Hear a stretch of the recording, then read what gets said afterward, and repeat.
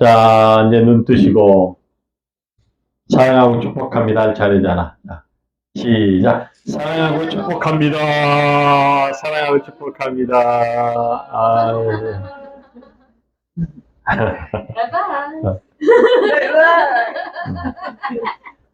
자, 오늘 본문 말씀은 요나서 3장 1절로 10절 말씀이에요. 그래서 원래 1절에서부터 10절까지 말씀을 하면 말씀의 요지가 좀 커져요. 넓어져요. 제가 항상 관점 얘기를 하는데 이 관점이란 굉장히 중요하거든요. 어느 관점에서 보느냐에 따라서 말씀이 제각각의 어떤 그런 뜻을 품게 되거든요. 목적을 품게 된다는 게 말씀이. 그래서 그 말씀의 폭이 정말 오묘하고 달아요. 그래서 우리 성도님들은 말씀의 어떤 그런 훈련이 되고 이러면 이제 그런 걸 잘 알아야 돼요. 목사님이 뭐 아예 똑같은 본문 가지고 또 이렇게 설교할 수도 있고 그렇거든요. 저번에 말씀 나눴던 건데 뭘 또 하지? 이렇게 생각하시면 안 돼. 우리 성도님들은 수준이 높아져야 돼. 수준이 높아서 목사님이 어떤 관점에서 오늘 말씀을 하실까? 완전히 달라진다니까. 그러니까 관점에 대한 차이, 그러니까 관점 각도거든요. 각도가 조금씩 달라지면 이 본문의 모양이 조금 달라 보이는 거예요. 그것을 예민하게 체크를 할 수가 있어야 돼. 우리 성도님들은 그런 것들을 잘 하실 수 있을 거라고 저는 믿어요. 저는 그런 것들, 말씀에 깊이 있게 듣는 것도 중요하지만 이런 각도적인 차이, 이런 것들을 민감하게 알아차리는 것도 굉장히 높은 수준이거든요. 그렇게 했으면 좋겠어요. 그래서 오늘 말씀은 그래요. 하나님의 자비, 관계적 정의가 되다. 자비라는 것은 관계적 정의가 아니라고 생각하거든요, 사람들. 왜냐하면 자비라는 것은 일방적으로 베푸는 거라고 생각을 하는 거예요. 일방적으로 베푸는 거예요. 근데 관계라는 것은 뭐냐면 상호적인 거거든요. 일방적인 거라고 볼 수 없는 거예요. 관계는 상호적인 거예요, 상호. 어디 위에 있는 사람이든 아래에 있는 사람이든 간에 상호적인 거예요. 동등한 상호적인 입장에서 관계를 하는 거거든요. 그래서 그것을 그 관계적 원리이고 관계적 법칙이라고 제가 목사님이 자꾸 적용을 하는 거예요. 그러니까 거기다가 어떤 오염되게 뭐 어떤 더 높은 사람, 더 낮은 사람 이런 것들을 섞지 말자는 거야. 처음에 순수 관계는 그런 거예요. 그리고 그 다음에 그 순수 관계적인 어떤 그런 원리를 잘 바탕으로 해서 그 다음에 높고 낮음, 그 다음에 뭐 이렇게 그 서비스를 하는 사람이든지 서비스를 받는 사람이든지 그런 관계를 그 다음에 정해지는 거예요. 그 다음에 이것을 구분하지 않으면 이제 서로 지가 옳다고 그래. 서비스 하는 사람이 그 입장이 있잖아요. 그래서 자기도 옳다고 그러고 서비스 받는 사람도 또 자기가 옳다고 그러고 그러니까 서로 대비되어지고 싸움이 일어나는 거예요. 그래서 이 자비라는 것은 이제 일반적으로 사람들이 생각하는 경우가 많이 있어요. 자비는 넉넉한 마음과 일방적으로 베푼다라고 하는데 아니 이제 우리가 그러지 말고 이 자비를 정의로 생각하잖아요. 정의로운 거야. 이게 일방적으로 베풀어 주는 것이 아니라 정의적인 관점에서 보지는 거야, 자비를. 그래서 이 힘이 있는 사람이든 힘이 없는 사람이든 간에 우리가 이 하나님의 자비를 하나님께서 오늘 베풀어서 요나에게 베풀어준 이 자비 요나에게도 베풀어졌지만 어디에? 니느의 성에도 베풀어졌거든요. 니느의 성. 니느의 성의 그 많은 사람들에게도 그 자비를 베풀어있는데 이 니느의 성 사람들은 어떤 사람들이고 하니 하나님을 잘 몰랐던 사람들이거든요. 그리고 하나님의 나라에 북이스라엘을 많이 괴롭혔던 사람이고 정말 이 니느에는 아수르라는 나라의 성인데 아수르가 사실은 그 북이스라엘을 침략을 하거든요. 그래서 그 나라를 먹어버리는 거야, 하나님의 나라를. 그러니까 아주 하나님의 나라 차원에서 보면 너무 악독한 나라예요. 너무 악독한 나라. 그래서 오늘 그 니느의 성에 많은 사람들을 이제 용서해 주자는 거야. 하나님이. 그래서 용서하기 위해서는 뭐가 항상 필요해요? 용서하기 위해서는 항상 필요한 게 있어. 응? 사람들은 그냥 용서해줘, 그냥 용서해줘 그러는데 그냥 용서하는 것은 완전한 용서가 아니에요. 그냥 내가 그래 내 마음에서 저 사람 용서해 주는 것이고 이런 사람들은 사실상 그 사람을 직접적으로 또 보잖아요. 그러면 보기 힘들어요. 그 사람들은 완전한 화해가 안 됐기 때문에 용서가 안 됐기 때문에. 그래서 이쪽에서 용서를 했지만 저쪽하고 이렇게 손바닥에 딱 쳐진 그런 용서가 아니기 때문에 좀 이렇게 보기가 껄껄하고 그 사람이 가는 자리는 내가 피하게 되고 이렇게 되거든요. 근데 이제 완전한 용서는 뭐냐면 그쪽에서 사과를 하는 거예요. 잘못한 것을 깨닫고 사과를 했을 때 그 다음에 그 용서가 완전한 용서가 되어지는 거예요. 근데 세상에서 제가 경험한 바를 세상에서 보면 대부분 사람들이 제가 항상 그런 말씀 드리잖아요. 죄가 죄인 걸 몰라요. 자기가 잘못한 걸 모르더라고. 자기가 잘못한 걸 모르기 때문에 용서를 안 구해요. 그러니까 그 의식 구조나 신념 구조가 굉장히 중요한 거야, 사람은.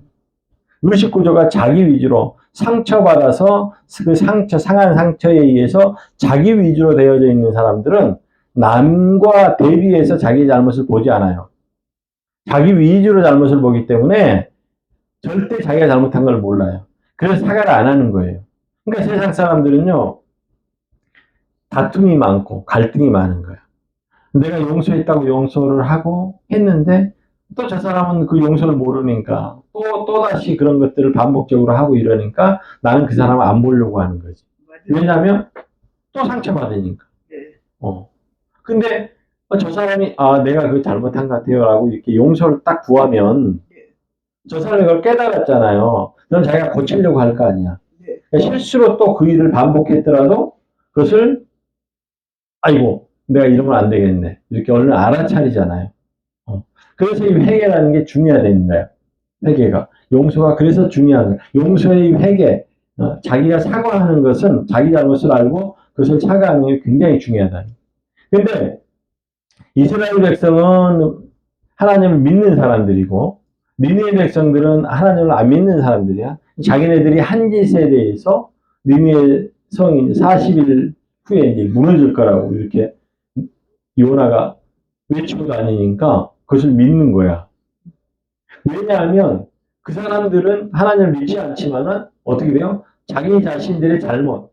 그 당시에 그 엄청난 그런 전염병이 거기에 막 돌았거든요. 전염병이 돌면 이거는 어떻게 할 수가 없어. 할 수가 없는 거예요. 그래서 사람들이 막 다 죽는 거야. 그때는 뭐 무슨 백신이 있겠어, 뭐가 있겠어. 아무것도 없는 거야. 그냥 차단하고 병 걸린 사람들은 딱 그냥 이렇게 딱 분리하고 딱 갈라놓고 이렇게 하는 방법밖에 없어요. 그래서 사실상 이러한 일들이 정말 이거는 사람이 어떻게 할 수 없는 일. 그래서 정말 하나님이 그 처리해주지 않으면 안 되는 일. 사실상 우리가 코로나19도 마찬가지거든요. 마찬가지거든요. 이거 어떻게 할 수가 없었잖아요.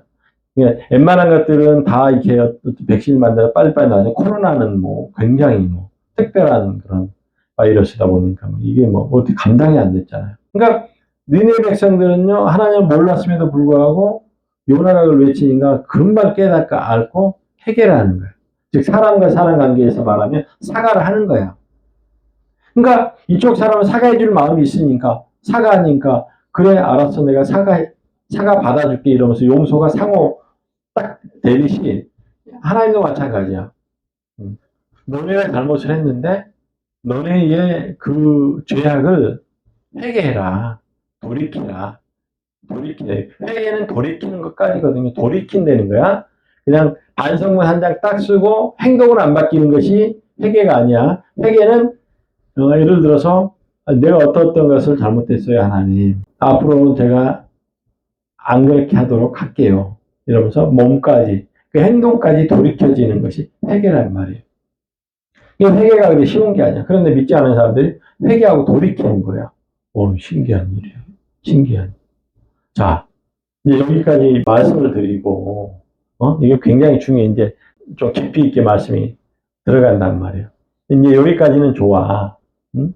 사실은, 오늘 본문 말씀 여기까지만 하면 쉬워. 좋아. 좋아. 왜냐하면 믿지 않은 사람들도, 하나님께서 회개해라. 너희는 40일 후에 무너질 거야. 그러니까 회개라고 했을 때 믿지 않은 사람들이 하나님의 말씀을 믿고 회개하고 돌이켰다라는 거거든요. 굉장히. 그러니까 우리가 2024년도에도 사실상 그런 게 있어야 됩니다. 2023년도를 바라보면서 내가 뭐 잘못한 거 있나 그런 것들을 발견하고 제가 항상 그랬죠. 잘못한 걸 알아야 회개를 한다고. 잘못한 것도 모르는데 그냥 또 막 회개하는 사람들도 있어. 물론 하나님은 그거 다 알고 계시니까 그에도 물론 역사를 하지만 사람과의 관계에서는 내가 어떤 걸 잘못했지 이런 걸 돌이켜보는 거야. 돌이켜봐서 2023년도에 뭘 내가 어떻게 발전되고 성장해야 되는데 어떤 게 나를 방해했지? 어떤 것 때문에 내가 그걸 못 이뤘지? 이런 것들을 한번 돌이켜보고 그것들을 찾아서 2024년도에는 그걸로부터 돌이키는 거야. 그 잘못됐던 요인들로부터 2023년도에 잘못했던 요인들로부터 돌이키는 거야. 그래서 2024년도에는 그러한 방해적인 요소를 치우는 거야. 장애적인 요소를 치우는 거야. 그럼 어떻게 돼? 그 일에 대해 굉장히 이제 순탄한 길을. 자, 여기까지란 말이에요. 자, 그런데 이제 중요한 게 그거야. 자, 여러분 하나님의 자녀가 맞아요? 맞아, 안 맞아? 맞죠. 자신있게 대답하셔야 돼. 왜냐하면, 나는 그렇게 생각하지 않아도 하나님은 이미 하나님의 자녀로 딱 인치셨어. 인쳤다는 거야. 도장을 꽝꽝 찍었다는 거야. 도장을 꽝 찍었어, 이미. 아니라고 해도,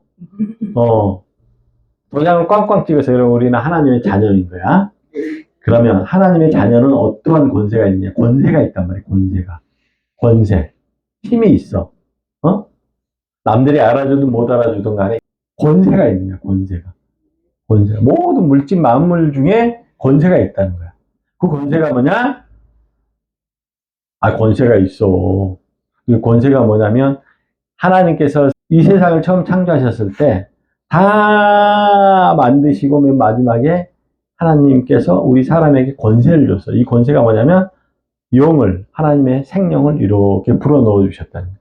그러니까 다른 동물들과의 어떤 그런 특별성을 우리에게 줬다는 거예요. 그게 이제 권세이듯이, 하나님의 자녀가 우리가 되어졌다라고 한다면 그 권세가 있는데 그것이 뭐냐면 하나님을 우리가 아버지라고 부를 수 있는 거예요. 그러면 얘기가 일단 다 끝난 거야. 아버지의 마음은 늘상 자녀에게 향해 있어요. 자녀에게. 어디 가 있든 간에 항상 염려하고 걱정하고 기도하고. 그거 알아요? 자녀가 말 되게 안 듣잖아. 자녀가 그 부모의 말은 진짜 안 듣는 거예요. 그냥 그 관계가 있기 때문에.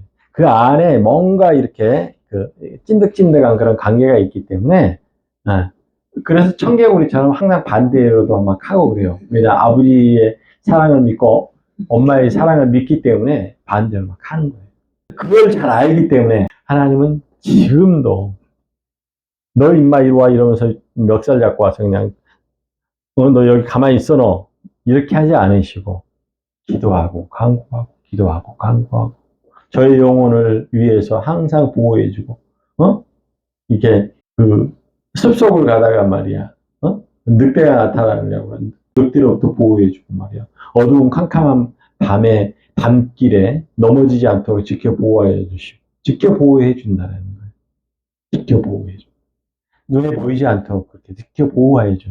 그래서 우리가 지금까지 이렇게 하나님을 아버지라고 믿고 우리가 지금까지 이렇게 살아오는 거예요. 살아오는 거예요. 지켜 보호하여 주기 때문에. 악한 사람도 젊어서는 띠띠고 다닌다고 그러잖아요. 자기가 자기 스스로를 보호하면서 그냥 살아가지만 우리는 하나님이 보호해 주신 거 우리가 지금 살아가고 있다는 거예요. 그래서 우리는 하나님의 자녀가 맞고 하나님의 자녀가 확실한데 오늘 요나가 이랬단 말이에요.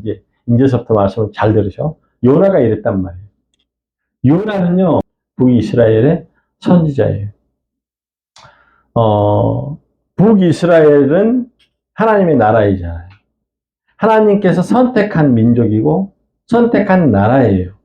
특별한 우리가 하나님을 아버지라고 그러는 그 권세가 있듯이 특별한 권세가 있듯이 특별한 하나님과의 관계가 있는 거예요. 그런데 그 나라를 괴롭히고 힘들게 하는 나라가 있었어. 평생 동안 힘들게 괴롭힌 그 나라를 하나님께서 구원하시겠다고 요나를 부르는 거야. 요나를 불렀어. 요나를 불렀는데 요나가 그것을 반대하는 거야. 요나서 1장 1절 말씀에 보면 첫 번째 하나님의 부르심이거든요. 오늘 본문 말씀이 두 번째야. 첫 번째 부르심의 말씀이 어떤 거냐면 여호와의 말씀이 아미떼의 아들 요나에게 임하니라. 첫 번째 말씀에서는 어떻게?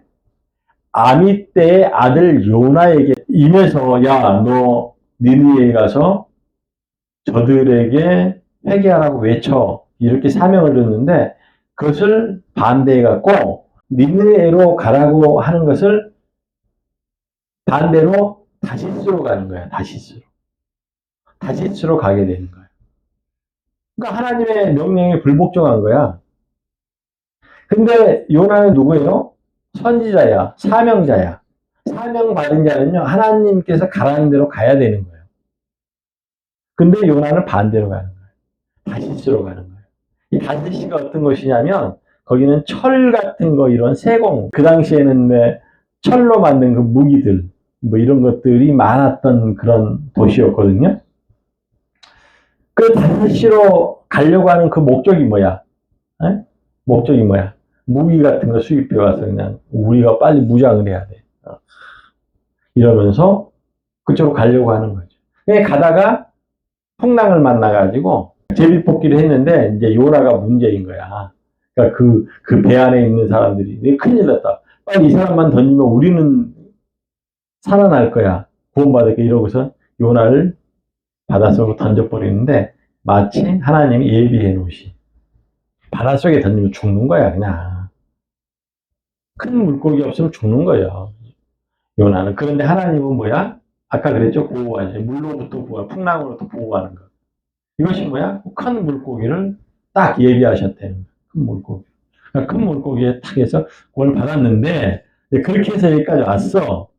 그래서 이제 물고기 뱃속에서 그런 그 시면에 깊은 회개를 하고, 하나님을 만나고, 지옥의 문턱까지 갔다 왔다라고 요나는 그렇게 이제 고백을 하면서, 하나님, 그럼 알겠습니다. 그렇게 해갖고 오늘 본문 말씀, 3장 1절 말씀에 여호와의 말씀이 두 번째로 요나에게 임하니라. 이제 요나에게 임한 거야. 아까는 뭐야? 아미떼, 아버지의 아들 요나에게 임했다는 거야. 이 말씀은 어떤 말씀인 거 아니? 그 당시에 선민의식이 강했다면, 이스라엘 하면 선민의식이야. 하나님께 특별하게 선택받았다는 거야. 우리가 마찬가지야. 하나님께 특별하게 자녀된 권세를 받았다라고 이렇게 생각을 해요. 그래서 이 선민의식을 가지면 우리가 안 되는 거예요. 근데 요나는 아미떼는 어떤 뜻이냐면 신실함이라는 뜻이에요. 그래서 아미떼는 굉장히 신실한 사람이에요. 신실하다는 얘기는 뭐냐면 하나님 앞에 진실한 사람을 신실한 사람이라고 얘기하는 거예요. 하나님 앞에 굉장히 신실해요. 믿음도 좋고. 그런데 이 믿음이 어떻게 신실하느냐? 우리 민족, 하나님은, 그러니까 하나님의 뜻도 자기네 뜻과 똑같다라고 생각을 하는 거예요. 하나님도 내 생각과 똑같을 거야. 왜냐하면 하나님이 우리를 선택했잖아. 특별한 민족으로 세웠잖아. 그러니까 우리 민족을 괴롭히는 저 민족한테 우리가 질 수는 없어. 왜? 하나님이 우리를 세워줬는데 우리가 힘없이 가만히 있고 막 남한테 당하면 하나님이 좋아할까? 안 좋아하잖아. 그러니까 아니, 잘 들어보셔. 이 하나님을 믿는 믿음이 자기 스스로의 힘을 가지고 이스라엘을 지키려고 하고. 그리고 그런 것들이 이제 무엇으로 나타나느냐면, 그러니까 선민주의적 민족주의로 나타나는 거예요. 그래서 자기 민족을 그렇게 괴롭힌 그 민족을 구원하라고? 그래서 요나가 성기를 내면서 반대로 가는 거예요. 이건 말도 안 됩니다. 이건 말도 안 돼요. 우리의 비통한 심정을 아세요? 하나님? 아니, 그렇게는 못해요. 이러면서 불순종을 하는 거예요. 세상 사람들은 요나가 옳다라고 생각을 해요. 세상 사람들.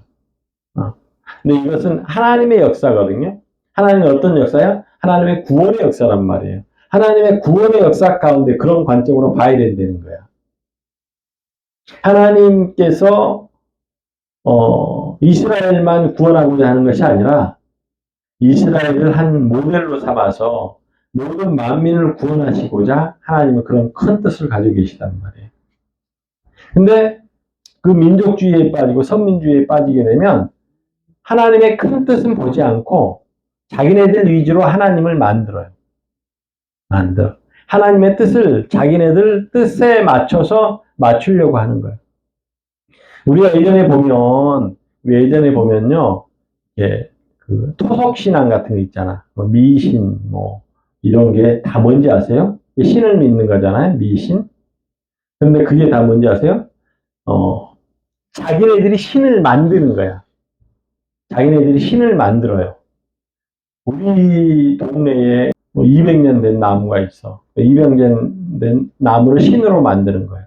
신으로 만들어서 거기다가 어떻게 해요? 빌고 절을 하는 거예요. 그러면 그 나무가 신이 되는 거예요. 사람들이 만드는 신이 있단 말이에요. 사람들이 만들어내는 신이 있어. 그러니까 이스라엘 백성도 뭐야? 결국엔 지금 뭐야? 자기네들이 하나님을 자기네들 시당에다 딱 묶어버리는 거예요. 딱 가두어 버리는 거예요. 그러한 신앙관을 갖게 됐다는 거예요. 선민주의에 빠져버리고 민족주의에 빠져버리면 그렇다는 거예요. 그 민족주의가 무조건 나쁘다는 거 아니에요. 민족적인 어떤 그런 전통을 이어가는 것도 물론 좋지만, 그런 바탕 안에서도 어떻게 해야 돼? 모든 사람들과 같이 어울리면서, 모든 사람들과 같이 이렇게 관계적으로 나누면서, 지금 우리가 하고 있는 이 무역도 뭔지 아세요? 그게? 무역도 관계예요, 관계. 무역의 문호를 열어서 그 다른 나라들과 무역을 개방하는 것도, 그래서 너희가 잘하는 것 우리가 수입하고 우리가 잘하는 것 너희한테 수출하고 이렇게 하는 것도 관계란 말이에요, 관계. 굉장히 중요한데 이 선민주의나 이런 것은 그걸 차단해버려요. 그 두 번째로 이제 이런 현상이 어떻게 나타나느냐면 자기네들 위주로 생각하는 것이 이제 어떻게 나타나냐면 제국주의 같은 걸로 나타나요. 그래서 사실상 이 선민주의가요, 그 제국주의에 사실상 모태라고 보시면 돼요. 선민주의가 뭐예요? 자기들만 특별하다라고 이러면서 울타리를 딱 치는 거거든요. 근데 이제 이것을 조금 더 확장시켜서 이렇게 또 보면은 이 제국주의라는 게 뭐야? 우리들이 우월해.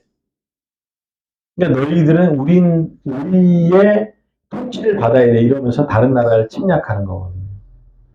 그러면서 나라를 확장하고 자기네들 울타리를 이렇게 넓혀가려고 하는 거거든요.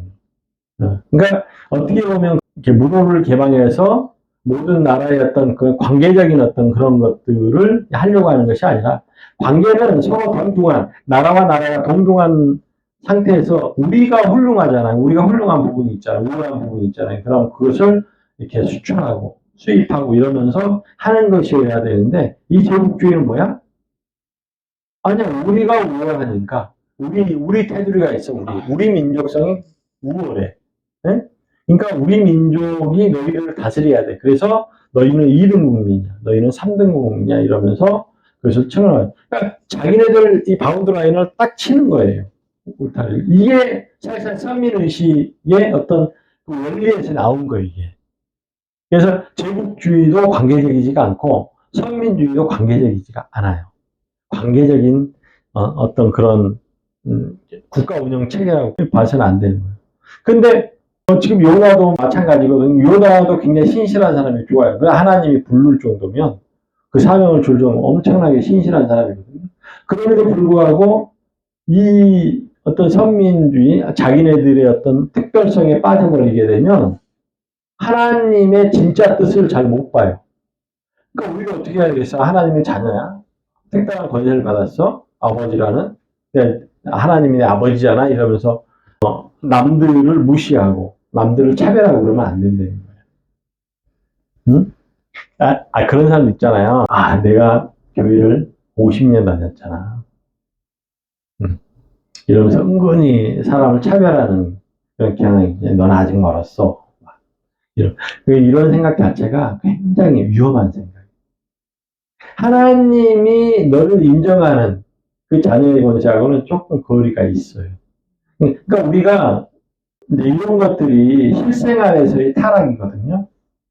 삶에서의 타락이야. 우리가 원죄의 타락도 있지만 우리의 실생활에서 항상 일어나는 그런 타락. 이렇게 타락해 가는 거예요. 내 신앙이 타락해 가고 내 믿음이 타락해 가고 타락해 가는 거예요. 그런데 자기는 온전하게 믿고 있다고 신실하게 하나님을 믿고 있다고 생각을 하는 거예요. 하나님한테만큼 신실하거든요. 근데 하나님은 뭐야? 하나님의 뜻은 만민을 구원하고자 하는 건데 만민을 구원하고자 하는 것에 질투심이 생기고 시기심이 생기는 거예요. 요나가 마찬가지야. 하나님은요 우리 하나님이신데 어떻게 저 백성을 구원하라고 그러세요? 시기심, 질투심이 느껴지는 거예요. 두 번째로 하나님의 말씀을 듣고 이제 니느웨 성에 가서 외칩니다. 외쳐. 그게 오늘 본문 말씀이라. 그랬더니 높은 사람이든 낮은 사람이든 다 회개해 버리는 거야. 심지어는 그 나라 왕까지도 회개하는 거야. 돌이키는 거야 다. 아이고 우리가 잘못했습니다 하나님 이러면서. 그 요나가요 붕 떠버려. 아니 저희들이 회개를 안 해? 그렇게 악독한 사람들이 회개할 줄 모르는 거죠. 회개하라고 그래봐야 안 할 거야. 이러면서 했을지도 몰라 요나가. 근데 다 회개해버리네? 그러니까 사절 말씀에 그래요. 요나가 매우 싫어하고 성내며 여호와께 기도하여 이르되 여호와여 내가 고국에 있을 때 이러하겠다고 말씀하지 아니하였나이까. 그러므로 내가 빨리 다시스로 도망하였나이다. 이렇게 회개할까봐 이렇게 될 수 있을까봐 내가 그러면 쟤네들이 우리 원수인데 저 원수들을 그냥 용서하라고요? 하나님께서 따지는 거예요.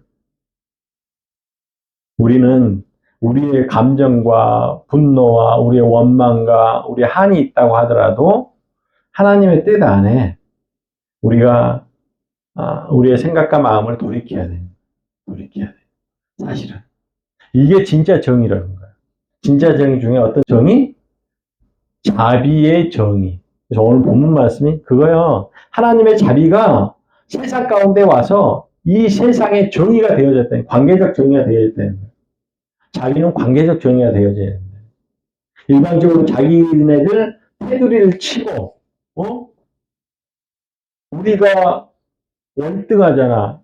월등한 우리나라가 너희한테 자비를 베풀 거야. 이런 자비가 아니라 하나님의 자비라는 것은 그런 것이 아니라는 거예요. 하나님의 자비라는 거예요. 그래서 하나님의 자비가 관계적 정의가 되어질 수 있다는 거예요. 그들에 있어서 그 믿음은요, 자기의 신념화된 믿음이에요. 자기네들 신념에서 나오는 믿음이지, 진짜로 하나님의 뜻에서 나오는 그런 믿음은 아니다라는 거예요. 그래서 이것을 잘 이렇게 기억하셔야 돼요. 그러면 요나는 왜 매우 싫어하며 성을 내리는데 그 이유가 뭐였을까요? 요나는 왜 니네 백성들이 회개하고 돌이키면서 이렇게 하나님께로 돌이키니까 그걸 싫어했을까요? 다시 얘기해보면, 우리 교회에서 내가 진짜 미워하는 사람이 있어. 저 사람은 평생 절대 사람 같지도 않아. 정말 나를 괴롭히고 힘들게 했던 사람이야. 어? 근데 그 사람을 목사님이 전도하라네? 전도하라고 그런 거야? 전도하라고 전도를 했는데, 저 사람은 절대 교회 나올 사람이 아니야. 저 사람은 악독한 사람이야. 그런데 진짜 교회 나와버렸네? 그러니까 교회 나오니까 이제 목사님이 처음 나왔으니까 잘 대해주고 이렇게 하잖아요. 그러면 이제 어떤 게 생기기 시작해? 응? 질투심이 생기기 시작하는 거야. 그 사람은 시기심이 생기기 시작하는 거야. 이렇게 되어지는 거야, 그냥. 우리 인간. 요나가 지금 좀 그랬단 말이에요. 요나가. 하나님이 우리나라가, 우리 이스라엘이 강대국이 되어져서 말이야. 저 나라를 그냥 하나님의 여호와의 힘으로 다 물리치게 이렇게 해야 되는데. 하나님은요, 그 믿음의 단계죠. 요 당시에는 하나님의 나라가 무력으로 다윗처럼 힘이 세가지고 저 나라를 물리치길 바라는 게 아니야. 왜냐하면 이스라엘 자체가 타락을 했기 때문에 회개하고 돌이키기를 바라는 거예요. 그러니까 안 돌이키니까 아수르라는 나라를 통해서 북이스라엘 멸망시키는 거예요.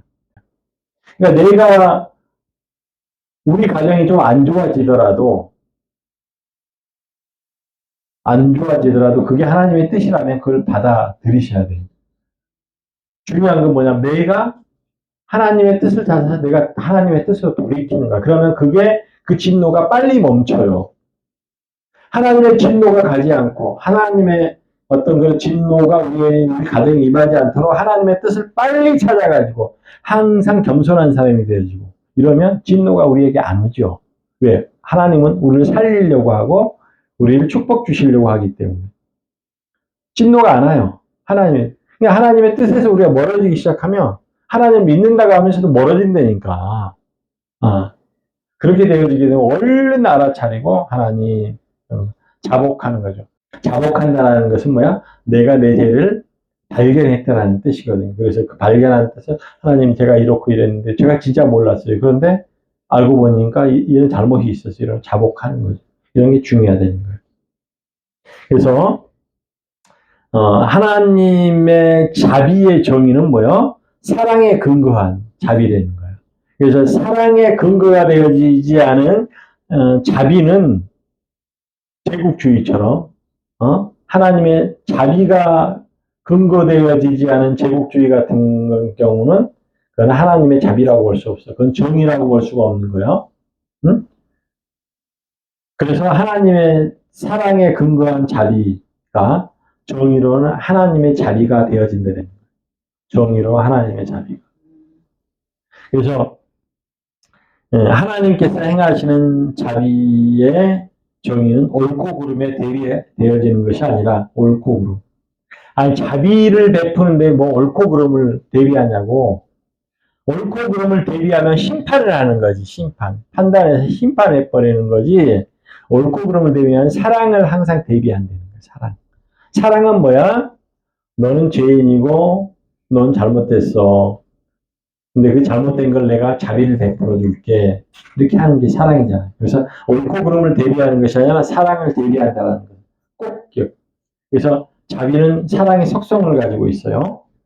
왜냐하면 죄를 지을 수밖에 없는 취약한 속성을 가진 인간에게 옳고 그름에는 심판이 되어지고 이 심판은 우리 인간이 피할 수 없는 길이기 때문에 그래요.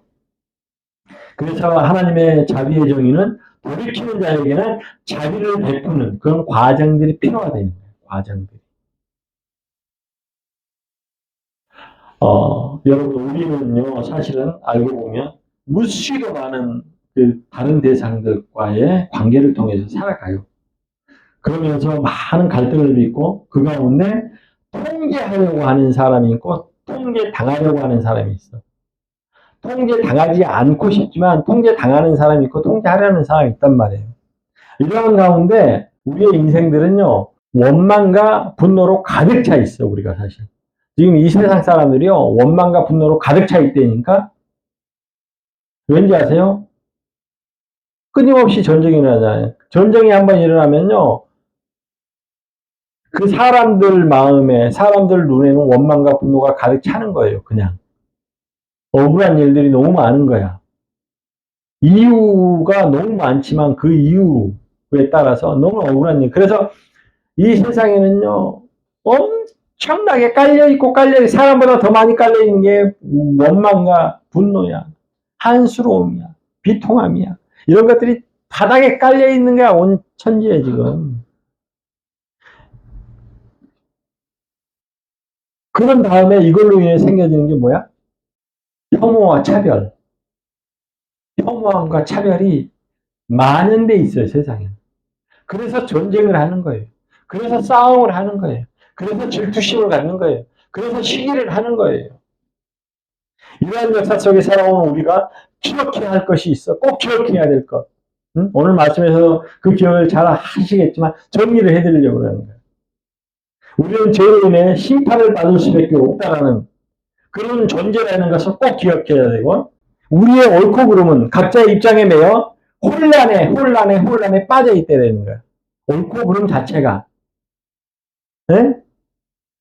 혐오와 차별이 만연한 이 땅에서 우리의 옳고 그름의 판단은 혼란에 빠져 있다는 거예요. 그래서 우리는 우리가 우리에게 옳다 그르다 쉽게 판단할 수가 없어요. 쉽게 판단해 버리면 안 된다, 옳고 그름을. 그러면 또 다른 원망을 낳고 또 다른 전쟁을 낳고 그 전쟁을 통해서 원망과 분노와 차별과 혐오를 또 갖게 된다. 그러기에 우리는 우리에게 자비의 정의를 베풀 그 타당성을 찾아야 돼요. 자비를 베풀어야 돼. 저 잘못한 사람, 혐오하는 저 사람에게 자비를 베풀고, 차별하는 저 사람에게 자비를 베풀고, 분노하는 사람에게 자비를 베풀고, 원망하는 사람에게 자비를 베풀고, 한스러운 사람을 달래주고, 그런 그 타당한 정의를 찾아야 되는데, 그것이 뭐냐? 그것이 바로 하나님의 관계적 속성을 가진 하나님의 자비라는 거야.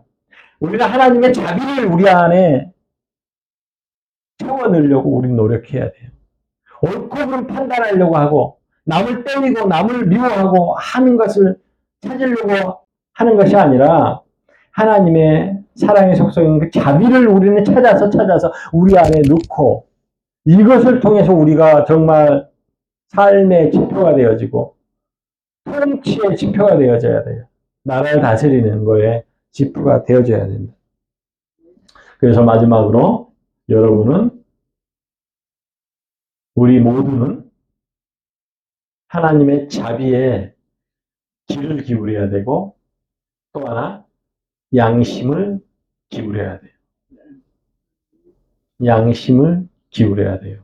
오늘 이 말씀을 꼭 기억하셔서 정말 우리가 새롭게 되어지고요. 정말 우리가 사람다운 사람이 되어지는 거예요. 동물다운 사람이 되어지면 안 돼요.